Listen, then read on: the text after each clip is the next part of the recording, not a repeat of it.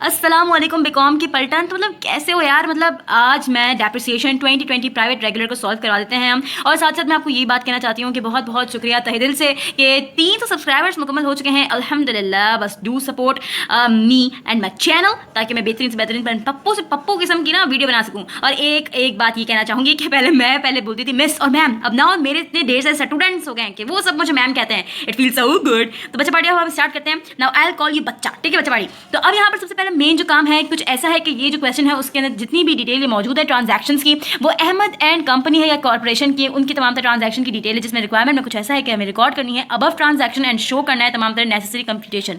तो let's get into this. सबसे पहला हमारा कुछ ऐसा है कि कंपनी ने dispose of a fully depreciated machine costing 1,50,000 रुपये बगैर किसी भी सैलवेज वैल्यू के मशीन को निकाल बाहर फेंका कंपनी ने, ठीक है। अब यहाँ पर हमारे पास ना किसी किस्म का कोई अक्यूमुलेटेड डेप्रिसिएशन मौजूद है और ना कोई और वैल्यू मौजूद है, सिर्फ और सिर्फ यहाँ पर कॉस्ट ऑफ मशीन ओल्ड मौजूद है जो कि 1,50,000 रुपये है। तो सिंपल बात रखना, अगर मशीन ओल्ड मौजूद है तो इसकी जो अक्यूमुलेटेड डेप्रिसिएशन होगी वो भी हम लोग वही सेम लिखेंगे जो हमारे पास मशीन की वैल्यू मौजूद है। तो अब हम कंप्यूटेशन करते हुए कुछ ऐसा करेंगे क्योंकि अब हम यही मालूम करना चाहते हैं कि कंप्यूटेशन ऑफ गेन या फिर लॉस हुआ है डिस्कार्ड पर, ठीक है। तो अब हमने ये करते हुए हमने इसको डिनोट किया है। सबसे पहले मशीन ओल्ड को माइनस कर देंगे, अक्यूमुलेटेड डेप्रिसिएशन बोल दो या फिर अलाउंस फॉर डेप्रिसिएशन बोल दो। तो दोनों को जब हमने माइनस किया आंसर हमारे पास 0 आया। ये लॉस हमारे पास क्यों कहलाया भाई, ये बात दिमाग में रखना। आंसर जब हम लोग के पास आता है अक्यूमुलेटेड डेप्रिसिएशन करने के बाद उसको लेस करने के बाद जो हमारे पास आंसर अगर नेगेटिव में आता है, यानी माइनस में, अगर ये -0 होता है या -1 होता तो वो पॉजिटिव यानी कि वो गेन कहलाता, ठीक है, गेन ऑन डिस्कार्ड होता। लेकिन यहाँ पर हमारे पास आंसर पॉजिटिव है, ऑब्वियस बात है 0 ही आंसर आएगा। लेकिन अगर आंसर पॉजिटिव आता है, जैसे ये आंसर पॉजिटिव आया तो वो लॉस कहलाएगा, अगर नेगेटिव आता यानी माइनस में आता आंसर तो वो गेन कहलाता।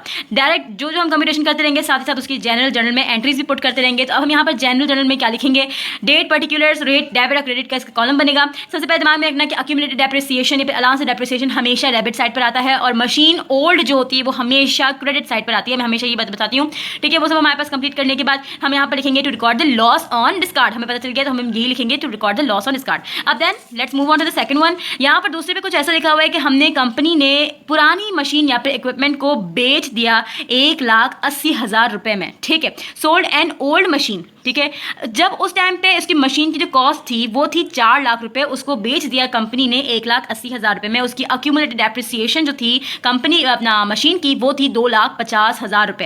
तो अब हमारे पास सिंपल यहाँ पे क्या करना है कि सेल जब हमने मशीन को किया है तो वो हमने गेन पे किया है या फिर लॉस पे किया है कंपनी ने। तो अब हम इसकी कंप्यूटेशन कुछ इस तरीके से करेंगे कि कंप्यूटेशन ऑफ गेन और यहाँ पर सॉरी हाँ, अब हम यहाँ पर ये करेंगे कंप्यूटेशन ऑफ गेन और लॉस ऑन सेल। यहाँ मैंने गलती से डिस्कार्ड लिख दिया लेकिन यहाँ पर हम लिखेंगे सेल। सेल पे हमने हमारे को गेन हुआ या फिर लॉस हुआ है, ठीक है। तो अब हम सबसे पहले मशीन ओल्ड लिखेंगे। हमेशा यही प्रोसीजर होता है, मशीन ओल्ड को माइनस करते हैं अक्यूमुलेटेड डेप्रिसिएशन से, फिर बुक वैल्यू निकलती है। तो मशीन ओल्ड हमारे पास क्या थी, मशीन की हमने 1,80,000 रुपये में बेची है मशीन, लेकिन मशीन की जो रियल प्राइस थी वो थी 4 लाख रुपये।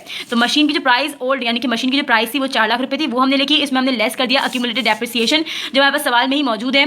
कितना है हमारे पास 2,50,000 रुपये अक्यूमुलेटेड डेप्रिसिएशन मौजूद है। उसको जब हमने माइनस किया हमारे पास बुक वैल्यू निकल आई। बुक वैल्यू के बाद अब हमारे पास यहाँ पर सेल जब हम मशीन को करते हैं और सेल उस टाइम पे जिस अमाउंट पे हमने की होती है वो अमाउंट अगर मौजूद होती है तो उसको हम डिनोट करते हैं उस वैल्यू को सेल्स प्रोसीड्स, ठीक है। बुक वैल्यू की अमाउंट से उस वाली वैल्यू को हम सेल्स प्रोसीड्स करके माइनस करेंगे। फिर जो हमारे पास अगर हमारे पास आंसर एक सेकेंड, अबे भाई साहब, तो हम यहाँ पर मैं ब्राइटनेस के साथ खेल रही थी मोबाइल पर तो यहाँ पर हमारे पास आंसर पहले भी मैं आपको बता चुकी हूँ। अगर यहाँ पर लेस में यानी कि माइनस में आंसर आता तो हमारे पास गेन कहलाता। ऑब्वियस बात है 1,50,000 में से 1,80,000 को माइनस कर रहे हैं। यहाँ पर आंसर माइनस में यानी कि -30,000 था। हम उसको माइनस से डिनोट नहीं करेंगे, सिंपल इसको 30,000 लिखेंगे। लेकिन हमें ये बात पता चल गई है कि माइनस में आंसर आया है तो माइनस का आंसर हमेशा गेन कहलाता है और पॉजिटिव यानी प्लस में जो आंसर आता है वो हमेशा लॉस कहलाता है बच्चा पार्टी। ओहो, तो अब हमारे पास यहाँ पर जनरल पुट करेंगे। जनरल जर्नल में हमेशा ये बात दिमाग में रखना कि अक्यूमुलेटेड डेप्रिसिएशन हमेशा डेबिट साइड पर आता है।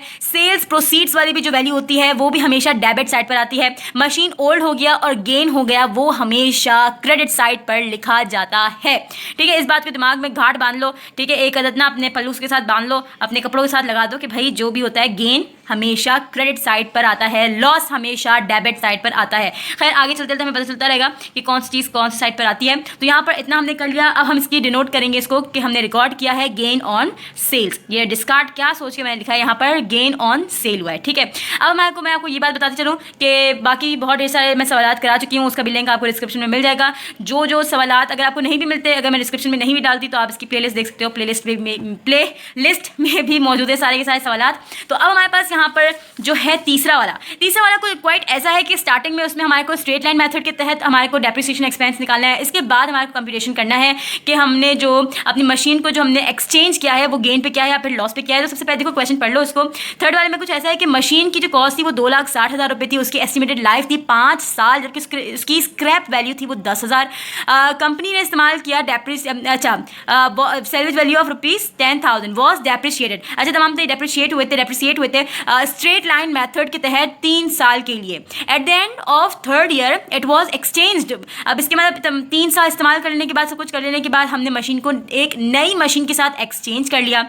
अब इसके बाद ये तमाम तो जो है वो बातें जो है वो कंप्यूटेशन ऑन एक्सचेंज पर है, गेन या फिर लॉस। यहाँ पर मेन जो हमारे पास स्ट्रेट लाइन मेथड का जो काम है वो यहाँ पर तक का खत्म हो चुका है, ठीक है। तो हमारे पास स्ट्रेट लाइन मेथड का क्वेश्चन को कुछ इस तरीके से हम सॉल्व करेंगे। सबसे पहले हम यहाँ पर लिख देंगे डेप्रिसिएशन में कि कंप्यूटेशन ऑफ डेप्रिसिएशन एक्सपेंस। यहाँ पर हम डेप्रिसिएशन एक्सपेंस निकाल रहे हैं स्ट्रेट लाइन मेथड के तहत। तो स्ट्रेट लाइन मेथड का फॉर्मूला कुछ ऐसा होता है कि एनुअल डेप्रिसिएशन में से माइनस एनुअल डेप्रिसिएशन। तो स्ट्रेट लाइन मेथड का फॉर्मूला होता है, उसमें हमारे को एनुअल डेप्रिसिएशन निकालनी होती है, जिसमें हमारे पास कॉस्ट में से माइनस होती है सेल्वेज वैल्यू अपॉन लाइफ। तो हमारे पास यहाँ पर कॉस्ट मौजूद है 2,60,000 रुपये, इसकी स्क्रैप वैल्यू बोलो, रेजिडुअल वैल्यू बोल लो या फिर सेल्वेज वैल्यू बोल लो, मतलब एक ही होता है 10,000 रुपये। और इसकी एस्टिमेटेड जो लाइफ थी वो 5 साल थी, ठीक है। ये वाली लाइफ लेनी है। ये हमारे पास स्ट्रेट लाइन मेथड हमने कितने साल चलाया वो वाला हमारे को लाइफ नहीं लेनी, बल्कि हमारे पास लाइफ मौजूद है लाइफ ऑफ 5 ईयर्स, ठीक है, एस्टिमेटेड लाइफ ऑफ 5 ईयर्स। ये वाला जो है वो 5 ईयर हम लेंगे, तो यानी ये लाइफ है। तो लाइफ हमने कर ली यहाँ पर, वो हमने लिख दी। तो हमने 2,60,000 में से माइनस कर दिया 10,000 को अपॉन 5। तो 2,60,000 में से पहले मैंने माइनस जब किया तो 2,50,000 के बाद उसको 5 से डिवाइड किया, तो एनुअल डेप्रिसिएशन निकला 50,000 रुपये। क्योंकि 5 साल की हमारे पास जो मशीन की लाइफ थी उसमें से हमने 3 साल इस्तेमाल किया, 3 साल के फौरी बाद हमने इसको तब्दील कर दिया। वाह, उम्दा काम किया। तो यहाँ पर अब हमने क्या किया, ये सब कुछ करने के बाद अब हमारे को मेन जो काम था, हमारे को सिंपल यहाँ पर डेप्रिसिएशन एक्सपेंस निकालना है कि टोटल डेप्रिसिएशन एक्सपेंस कितना निकला 3 साल इस्तेमाल कर लेने के बाद, ठीक है। वो एक अहम चीज़ होती है, क्योंकि अब हमारे पास यहाँ पर किसी किस्म का कोई अक्यूमुलेटेड डेप्रिसिएशन नहीं निकाल के दिया हुआ, इन्होंने थाली में रखकर हमारे को नहीं दिया कि बेटा इतना आसान काम है, ये सब कुछ कर लो।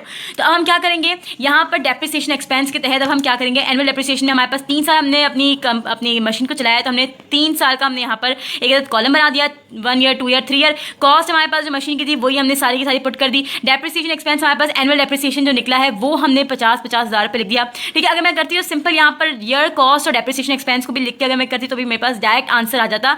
डेप्रिसिएशन एक्सपेंस को टोटल कर लो तो हमारे पास जो आंसर आएगा वो हमारे पास अक्यूमुलेटेड डेप्रिसिएशन होगा, ठीक है। ये तमाम तो इतने कोई जरूरी नहीं है, सिंपल आप यहीं पर तवज्जो दो, ईयर कॉस्ट और हमारे पास डेप्रिसिएशन एक्सपेंस। तो हमारे पास जो टोटल डेप्रिसिएशन एक्सपेंस होगा 50 1 lakh, 1 lakh plus 50 is equal to 1,50,000। तो अक्यूमुलेटेड डेप्रिसिएशन हमारे पास निकल गया है 1,50,000। इन तमाम तो चीज़ों को अगर आप देखो तो यहाँ पर भी आपके पास अक्यूमुलेटेड डेप्रिसिएशन के कॉलम में जब हमने देखा तो इसको हमने देखा क्या, कि 1,50,000 रुपये अक्यूमुलेटेड डेप्रिसिएशन ही निकला। तो इन कॉलम को छोड़ दो, सिंपल अगर काम करना है तो हमारे पास ईयर कॉस्ट और डेप्रिसिएशन एक्सपेंस का कॉलम बनाकर हमारे को सिंपल जो काम निकालना है इसमें हमारे पास निकल आएगा अक्यूमुलेटेड डेप्रिसिएशन। देन हमारे पास यहाँ पर कंप्यूटेशन ऑफ गेन और लॉस ऑन एक्सचेंज करेंगे कि हमने जो अपनी मशीन को एक्सचेंज किया है दूसरी मशीन के साथ, क्या वो हमने गेन पे किया है या फिर लॉस पे किया है, अब हम वो देखेंगे, ठीक है। तो मशीन ओल्ड की जो वैल्यू थी हमारे पास वो हम लिखेंगे, जो हमारे पास स्टार्टिंग में हमारे को दे दी थी कि मशीन विच कॉस्ट 2,60,000 रुपये। तो हमारे पास यही वाली मशीन की हम वैल्यू लिखेंगे क्योंकि मशीन ओल्ड है, ठीक है। पुरानी मशीन की प्राइस जो है वो हमने लिख दी, इसमें हम लेस कर देंगे अक्यूमुलेटेड डेप्रिसिएशन, जो कि हमने जब इस डेप्रिसिएशन एक्सपेंस को ऐड किया इन सबको तीनों वैल्यू को, तो हमारे पास आंसर 1,50,000 आया।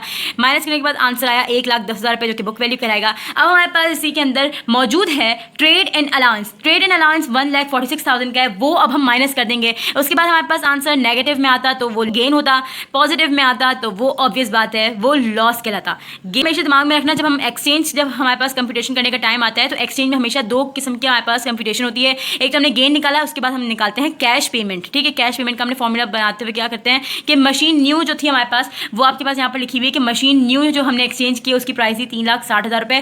तो 3,60,000 रुपये मशीन की वैल्यू में से माइनस कर देंगे हम ट्रेड एंड अलाउंस जो हमारे पास 1,46,000 था। उसके बाद माइनस करने के बाद जो हमारे पास आंसर आएगा वो कैश पेमेंट कहलाता है। सिंपल हमारे पास ये तमाम चीज़ें मुकम्मल हो गई। अब हम जनरल बनाएंगे, जिसके अंदर हमारे पास ये बात मैं आपको पहले ही बता चुकी हूँ, मशीन ओल्ड और गेन, और एक और बात जो ऐड हो गई कि कैश पेमेंट, ठीक है, कैश पेमेंट, गेन और मशीन ओल्ड वो हमेशा क्रेडिट साइड पर आता है, मशीन न्यू और अक्यूमुलेटेड डेप्रिसिएशन हमेशा डेबिट साइड पर आता है। तो यहाँ पर हमारे पास आंसर मुकम्मल हो गया, लेकिन ये बात दिमाग में रखना, जो मेन जो चीज़ होती है वो ये होता है कि टू रिकॉर्ड गेन और एक्सचेंज, ये तमाम तो चीज़ें जो होती हैं वो ज़्यादा ज़रूरी होती है, ताकि टीचर्स वगैरह को सब कुछ समझ आ जाए कि हम क्या चीज़ रिकॉर्ड करें। इतनी बड़ी कंपटीशन वो देखेंगे नहीं, डायरेक्ट आंसर को ना फ़ौरन से वो मार्क्स कट करने पर तुले होते हैं। उम्मीद है कि आपको ये पूरा का पूरा समझ आया होगा। अगर समझ आया, अगर वीडियो अच्छी लगी तो don't forget like share subscribe करें। अल्लाह हाफिज़, बाय।